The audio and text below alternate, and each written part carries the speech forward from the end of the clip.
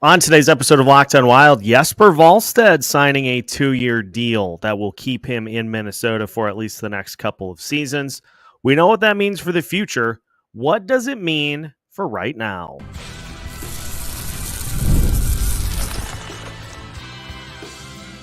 You're Locked on Wild, your daily podcast on the Minnesota Wild, part of the Locked on Podcast Network, your team every day. What's happening, everybody? Welcome into another episode of Locked on Wild, your daily Minnesota Wild podcast. Part of the Locked on Podcast Network. We are your team each and every day, and we thank you for making Locked on Wild your first listen each and every day. Make sure you hit that subscribe button on YouTube and follow us on your favorite audio platforms as well so you don't miss out on any new episodes throughout the week. Today's episode of Locked on Wild is brought to you by FanDuel. Place your first $5 bet and you'll get started with $200 in bonus bets guaranteed. Visit FanDuel.com to get started. On today's episode of Locked on Wild, we react to the news that Jesper Wallstedt has signed a 2-year deal that will kick in next year and will keep him in Minnesota for the next 2 seasons. But there's also a lot of gray area as to what the approach is, what the plan is for Jesper here this season to kind of bridge that 2-year extension. So we'll talk about that as well. And we'll get to some contract comparables for other young goalies in the NHL. My name is Seth Toupal, credentialed Wild media member and host of Locked on Wild since 2021. And as we heard yesterday, the big news, Jesper Wallstedt has signed a 2-year contract to stay with the Minnesota Wild for the next 2 seasons. It is a $2.2 million AAV. And so for Jesper, I think it puts into place what was expected to be the case. It puts it into place for the next couple of seasons because as of right now, we expect that Jesper is going to be the long-term answer in goal for the Minnesota Wild. But as it stands right now in the final year of his ELC, he has played a total of 3 games at the NHL level. Now, the numbers themselves, he had a 3.01 goals against average, .897 save percentage. That was mostly held down by his NHL debut, which is one that I think both him and a lot of us would like to forget. 7 goals allowed against the Dallas Stars, but there were a ton of players out. And the rest of the players that actually played in that game didn't do a whole lot of playing. And so that leads to a very lopsided loss and a rough start to the career for Jesper, but he certainly bounced back in his 2 starts after that. He had a shutout against the Chicago Blackhawks and allowed just 2 goals in his final start against the San Jose Sharks. So the Wild expect that he is going to be able to be the long-term answer for this franchise in between the pipes. And so this follows a pattern that we have seen for a lot of different goalies throughout the NHL in that you use the ELC to, for the most part, get them to the NHL level. And then there's usually a shorter bridge deal that comes into place. Before then, a longer term deal that kind of locks them in for the long term future. So this is all pieces of a puzzle, parts of the process, so to speak. And I gotta say, we have way more certainty about what is going to be happening the next couple of seasons because Marc-Andre Fleury on the roster this year, Filip Gustavsson on the roster this year, and Jesper also, at least to start the season, on the Wild roster. And so 3 goalies is at least the plan right now. But what do we know is happening at the end of this season? Marc-Andre Fleury is going to retire, and so that opens up a spot next year and beyond. We also know about the Wild goaltending situation is that Filip Gustavsson goes into the final year of his deal in the first year of Jesper's new contract. So if there is overlap still, if Filip Gustavsson is on this roster by the time next year rolls around, you've got what looks to be a pretty solid 1-2 punch, but it allows you as well to not have to just hand a young goalie the full plate right away. You don't have to say, all right, we got 82 games that we need to get starts for. You take as many as you can. We hope you get closer to 60 than you do to 50 or 40. And if not, then we're going to have to try to piece things together beyond that. So it looks as though the plan is to hand the baton full-time to Jesper Wallstedt for the 2026-2027 season. The hope then is that in 2025-2026, that Jesper takes the reins and moves Filip Gustavsson to a 1B if he is still here by the time we get to that point. We know a lot can change in a year.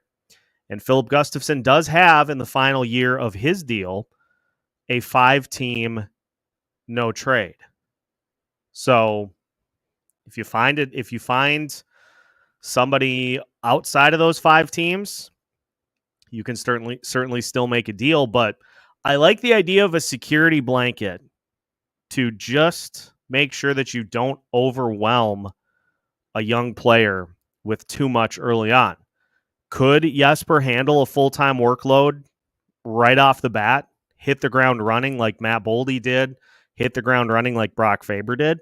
It's entirely possible. But again, I think it's worth mentioning just how infrequently that sort of thing happens. And we'll get into it with a look at some of these other contracts that have been signed by young goaltenders over the last few seasons. It's not a commonplace thing to have a young player just be able to handle everything thrown at them during their rookie season. It doesn't happen all the time. And so you want to have a little security in place just to make sure if you get to some points, into the season and Jesper needs a little bit of a breather, you can go to Filip Gustavsson for a game or two to just give him an opportunity to just process what's going on and take it in and kind of react to it. But I was relieved that we went into the season having not traded Filip Gustavsson to just for the sake of having Fleury and Jesper together, because I don't know that that's a combination that necessarily can get through a full season at this point. But also then next year you would only have Jesper between the pipes. Now, there are other players in the system that could certainly factor into the long-term planning, but the picture 1 year and 2 years down the road is pretty clear at this point. Everything in front of that is much more murky. We'll talk more about the plan for this season and how it relates to Jesper, what it means for the starts. We'll talk a lot about what this picture looks like going forward. But next, I want to dive into some of these other contracts that have been signed by young goalies over the last few seasons to try to look at comparables in their path to where Jesper is at in his. And so we will take a look at a few of the notable contracts signed recently, as well as some of the other really good goalies that have gone in the same path. We'll see how they got to where they are. All that coming up on today's episode of Locked on Wild. Today's episode of Locked on Wild is brought to you by FanDuel. Hey, NFL fans, you can start the season with a big return on FanDuel, America's #1 sportsbook. So when you get a hunch in the middle of the game, you can check out the latest stats, view live play-by-play, and so much more on the same page where you place your bets. You'll get started with $200 in bonus bets, guaranteed when you place your first $5 bet. Doesn't need to win. Any $5 bet will get you $200 in bonus bets, guaranteed. So head to FanDuel.com today to take advantage of this great offer and make the start of the NFL season a winning one. FanDuel, America's #1 sportsbook. Welcome back to today's episode of Locked On Wild. Once again, we thank you for making Locked On Wild your first listen each and every day. Reminder for you, we've got you covered with coverage of opening night against the Seattle Kraken, or against the Columbus Blue Jackets, on Thursday night at the X. We'll have everything on lock for you, so make sure to tune in so you don't miss out. We got you covered pre and post for Thursday's game as we kick off the NHL season. We got a couple of surprises coming up for you as well before we even get to that point. So stay tuned. We got a lot coming at you between now and Thursday. So I wanted to look at a couple of other young goalies and the path that they have taken to get to where they're at, number of starts that they received at the NHL level in particular seasons. And I'm going to start with a guy who came out of nowhere a little bit. That is Ukko-Pekka Luukkonen of the Buffalo Sabres. Because it took him a while to kind of catch on to where he now has signed an extension to be like one of the focal pieces of the goaltending tandem for that Sabres team. Pekka Luukkonen initially signed his ELC for the 2018, 2019, 19, 20, and 2021 seasons. And actually looks like it was 2019, 20, 2021, and 21, 22 was the ELC. But you look at the number of games that he played in those seasons. So the final 2 years of his ELC, he started 4 games for the Sabres. He had a 3.88 goals against average and a .906 save percentage. Then in 21-22, he started 9 games for the Sabres and had a 2.74 goals against average and a .917 save percentage. That's not a huge sample size to form an opinion as to what type of goalie a particular player is going to be. So what did the Sabres do?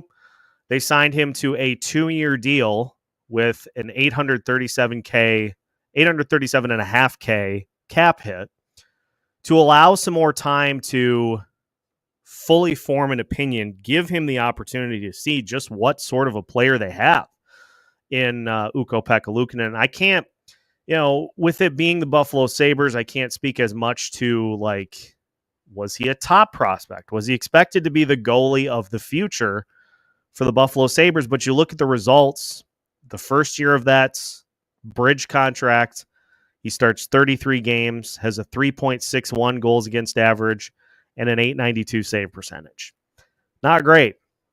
This past season, however, 54 games, he had a 2.57 goals against average and a .910 save percentage, and had a really, really solid stretch of play to the point that the Buffalo Sabres then said, all right, we are comfortable taking this to a little higher threshold, to where he signed a 5-year, $23.75 million contract. The cap hit $4.75 million per season. And it'll expire at the end of the 2028-2029 season when Pekka Luukkonen is 30 years old. So signs it at the age of 25 for 5 years. And then at that point, he'll be a UFA and either will take some money elsewhere or will stick around. Jake Ottinger is another case study as to, the path of which a lot of these guys take in order to hit those high marks for goalie performance. Signed his ELC in the 2019-2020 season, ran through 2020-2021 and 21-22. And you look at the number of games in those seasons. 2019-2020 did not play with the Dallas Stars at all. Didn't get into any games. 2020, 2021. He got into 29 games, had a 2.36 goals against average and a 911 save percentage. And then 2021, 2022, final year of that ELC, he starts 48 games, 2.53 goals against, and a 914 save percentage. He parlays that into his current contract, which is I think it's a 3-year deal. Yeah, 3 years, $12 million. So an easy $4 million per year cap hit. He will be 26 years old when that contract is done at the end of this coming season. So big decision for the Dallas Stars as to what sort of a raise does he get. Obviously, Ottinger, a good young goalie, but he has faced some injuries over the last few seasons, and just was, I think, off is probably the way to put it this past year. 2.72 goals against average and a 905 save percentage after 62 really good games in 22-23. Just a little bit of a step down this past season. But again, entry-level contract, short 2 to 3 bridge deal with the expectation that he's going to get a much bigger deal. Could be close to 7 or 8 years for Ottinger with his performance once his current deal is done. How about Yaroslav Askarov? Once highly touted Nashville goalie prospect. Signed his ELC in 2022-2023. And so that ran through 22-23, 23-24, and 24-25 is when that will expire. But there's a problem for Askarov, is that he was behind one of the best goalies in the NHL. And so that has led to him only getting 3 games over the last 2 seasons combined. Didn't really want to wait. And so he informed the Predators that he would like to be traded. Barry Trotz said, "You don't call the shots here, I do," and ended up trading him to the San Jose Sharks because Nashville's in their contention window right now. They've got UC Saros. They went the route of the veteran backup, and so there's no place. There's no room at the inn for Askarov in Nashville. And Barry Trotz countered by saying, you want starts? Make the team. Didn't work out that way. But now the Sharks bring him in. And yes, San Jose does have 2 goalies on the roster at present, but they're not great options. And so there is potential for Askarov to factor into the goalie position at some point this season. But he did sign a 2-year contract at $2 million per year with the San Jose Sharks that will run through the end of the 2026-2027 season when Askarov is 25 years old. So again, ELC, short-term bridge. The short-term bridge allows you the opportunity to see a guy mostly at the NHL level. And then you can form your opinions as to what the contract looks like beyond that. If we look at UC Saros, he signed his ELC back in 2015, 2016. So 15-16, 16-17, and 17-18. That ELC ran out when he was 23. First year of that ELC, he started 1 game, started 21 the year after that, and 26 in the final year of that ELC. What did the Predators do? They signed him to a 3-year, $4.5 million contract that ran through his age 26 season in 2020-2021. He started 31, 40, and 36 games.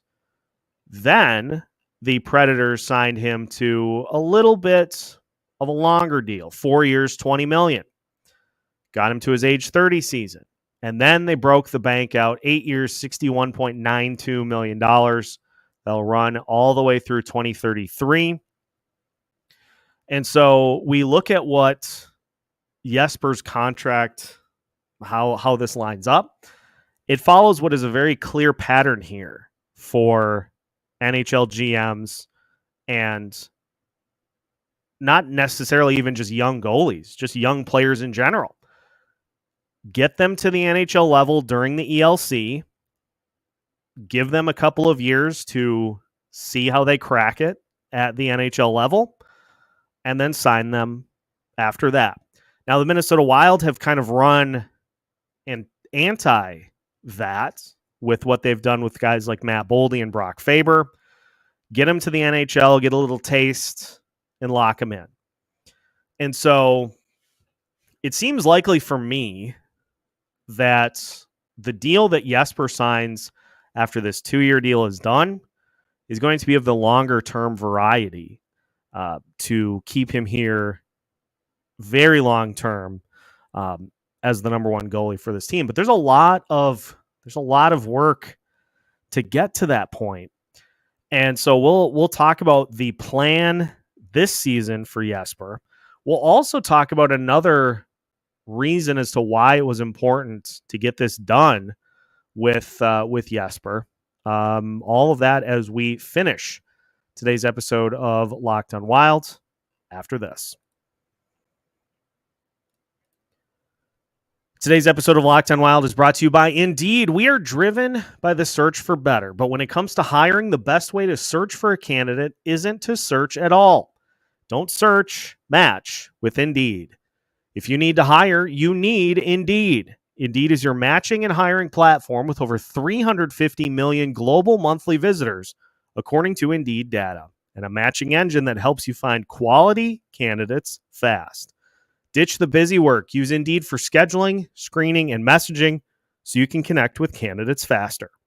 And listeners of this show will get a $75 sponsored job credit to get your jobs more visibility at Indeed.com/lockedon.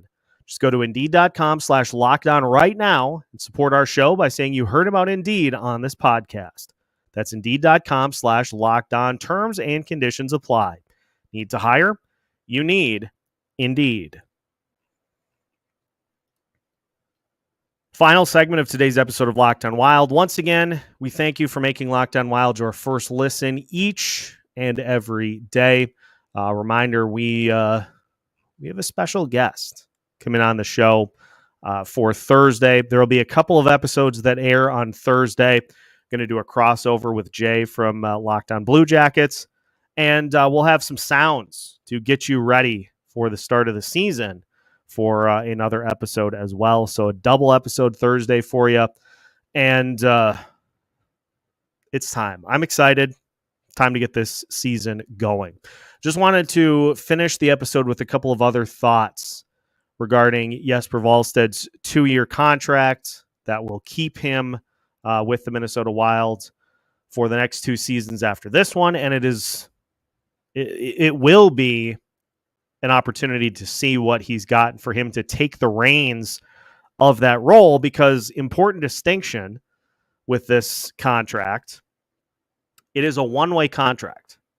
And so in 2025, 2026, in 2026, 2027, he will be on the Wild roster. We knew that, I think, long term, that was the expectation, but it's nice to hear it actually said that is the case and that's what's going to happen.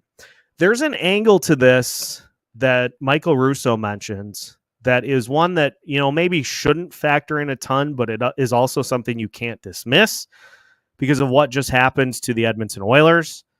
This takes Jesper out of offer sheet territory.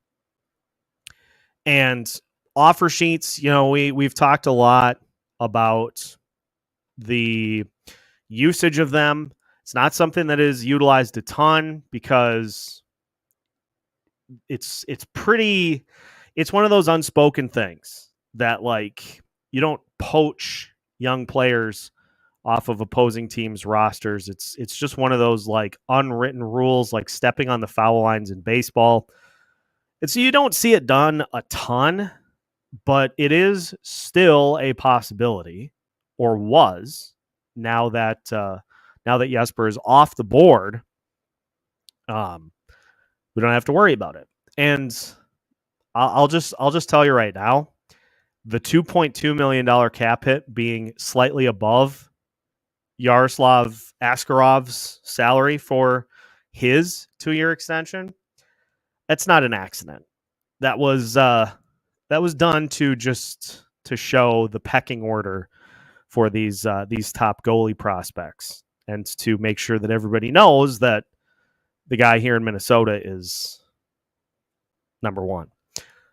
But there's a lot of hazy gray area before we get to next season and the season after, where we know what the goalie rotation is going to be. We know what half of the goalie rotation is going to be, at least, unless Filip Gustavsson is still here. Then we know what it is fully. There still are a lot of questions regarding this 3-goalie rotation.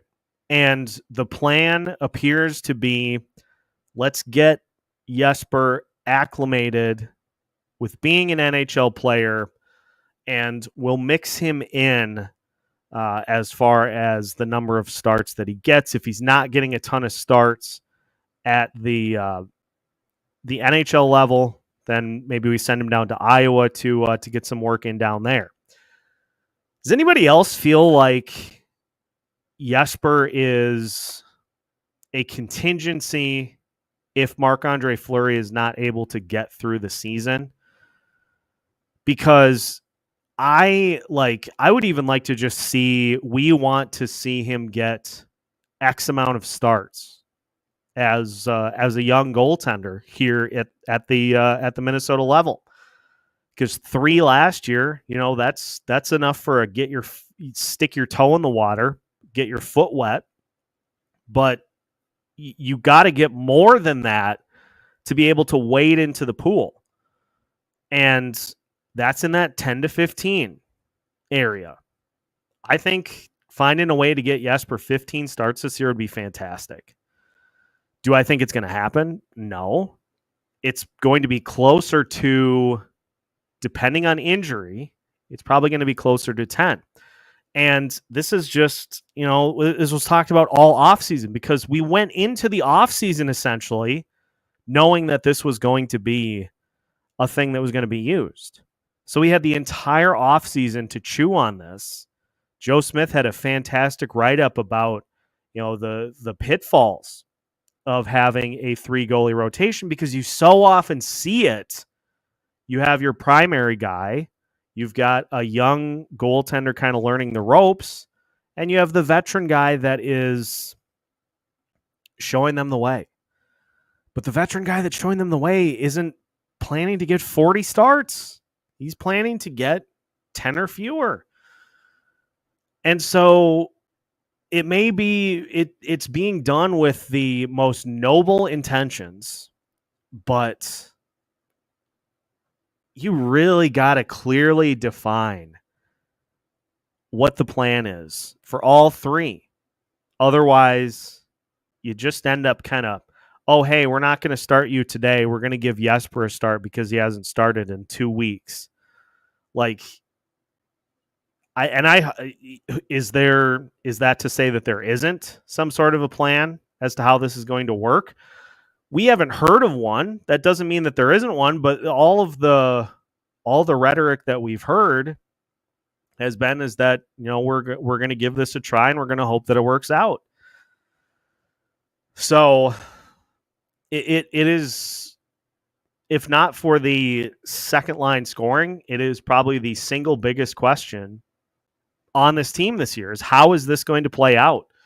If you have Filip Gustavsson go on a run to where he is so hot you can't take him out of the lineup, but Fleury hasn't played in a while and Jesper hasn't played in a lot longer time, are you going to pull him out and give one of those two a start to keep him fresh? Are you going to go the 50-50 and just skip a turn for both Gus and Fleury every now and again and put Jesper in?